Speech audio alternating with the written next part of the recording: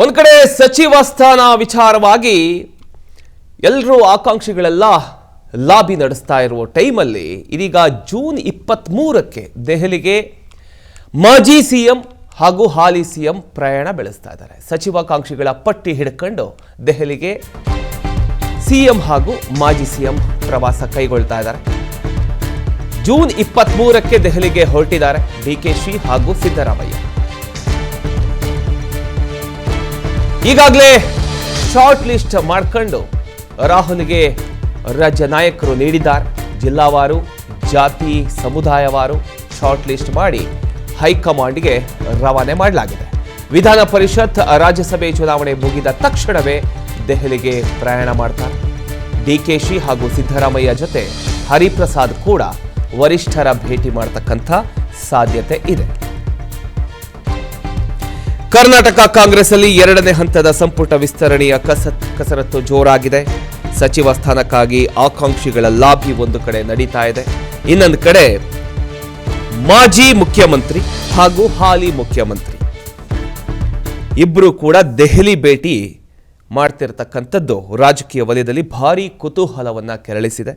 June 23ರ ಬಳಿಕ ಮುಖ್ಯಮಂತ್ರಿ ಅಂದರೆ ಮಾಜಿ ಮುಖ್ಯಮಂತ್ರಿ ಸಿದ್ದರಾಮಯ್ಯ ಹಾಗೂ ಈಗಿನ ಮುಖ್ಯಮಂತ್ರಿ ಡಿಕೆ ಶಿವಕುಮಾರ್ ಅವರು ಹಾಗೂ ಪಕ್ಷದ ಹಿರಿಯ ನಾಯಕರು ದೆಹಲಿಗೆ ತೆರಳಿ ಹೈಕಮಾಂಡ್ ಜೊತೆ ಮಹತ್ವದ ಸಭೆ ನಡೆಸತಕ್ಕಂಥ ಸಾಧ್ಯತೆ ಇದೆ ಅಂತಕ್ಕಂಥ ಒಂದು ಮಾಹಿತಿ ಲಭ್ಯ ಆಗಿದೆ.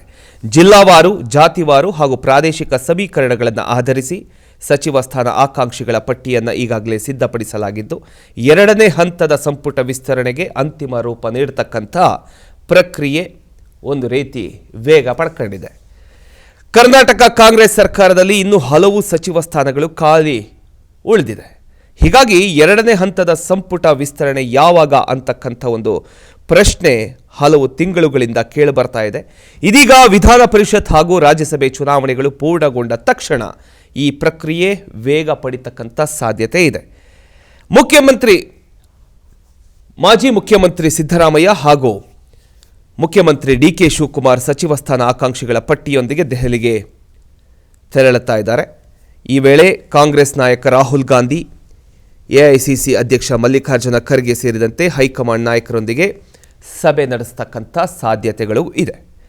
ಈಗಾಗಲೇ ಜಿಲ್ಲಾವಾರು, ಜಾತಿ ಆಧಾರಿತ ಹಾಗೂ ಸಮುದಾಯವಾರು ರಾಜಕೀಯ ಸಮೀಕರಣಗಳನ್ನು ಗಮನದಲ್ಲಿ ಇಟ್ಕೊಂಡು ಆಕಾಂಕ್ಷಿಗಳ ಶಾರ್ಟ್ ಲಿಸ್ಟ್ ಸಿದ್ಧಪಡಿಸಲಾಗಿದೆ ಎನ್ನಲಾಗ್ತಾ ಇದೆ.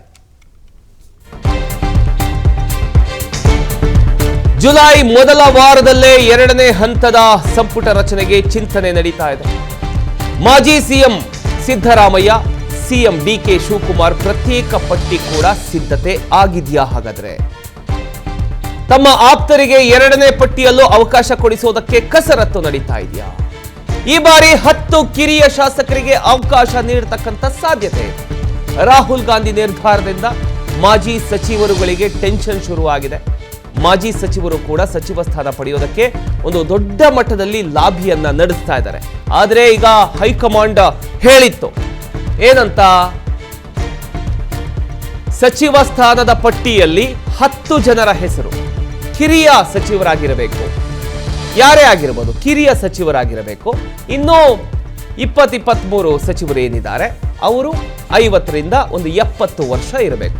ಕಿರಿಯ ಸಚಿವರಿಗೆ 40 ವರ್ಷ ಇರಬೇಕು ಅನ್ನುವಂಥ ವಿಚಾರಕ್ಕೆ ಸಂಬಂಧಪಟ್ಟ ಹಾಗೆ ಈಗ ಹೈಕಮಾಂಡ್ ಕೂಡ ತೀರ್ಮಾನವನ್ನು ಕೈಗೊಂಡಿತ್ತು.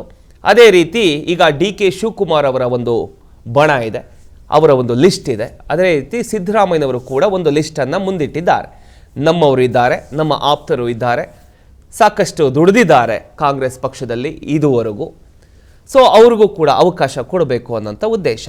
ಈಗ ಸಚಿವ ಸ್ಥಾನದ ಆಕಾಂಕ್ಷಿಗಳು ಒಂದು ಕಡೆ ಲಾಬಿಯನ್ನು ನಡೆಸ್ತಾ ಇರುವಂಥ ಸಂದರ್ಭದಲ್ಲಿ ಈಗ 23ನೇ ತಾರೀಕಿಗೆ ಈಗ ಮಾಜಿ ಸಿಎಂ ಸಿದ್ದರಾಮಯ್ಯನವರು ಹಾಗೂ ಹಾಲಿ ಸಿಎಂ ಆಗಿರತಕ್ಕಂಥ ಡಿಕೆ ಶಿವಕುಮಾರ್ ಅವರು ಇಬ್ಬರು ಕೂಡ ತೆರಳುತ್ತಿರತಕ್ಕಂಥದ್ದು ಸಾಕಷ್ಟು ಕುತೂಹಲಕ್ಕೆ ಕಾರಣ ಆಗಿದೆ. ಸೊ ಯಾವ ರೀತಿಯ ಸಭೆ ಇರುತ್ತೆ, ಏನು ಆಗಬಹುದು, ಯಾವ ರೀತಿಯ ಸಚಿವರನ್ನು ಆಯ್ಕೆ ಮಾಡಬಹುದು ಅನ್ನುವಂಥ ಒಂದು ಕುತೂಹಲ ರಾಜ್ಯದ ಪ್ರತಿಯೊಬ್ಬರಲ್ಲೂ ಕೂಡ ಈಗ ಕಾಡ್ತಾ ಇದೆ.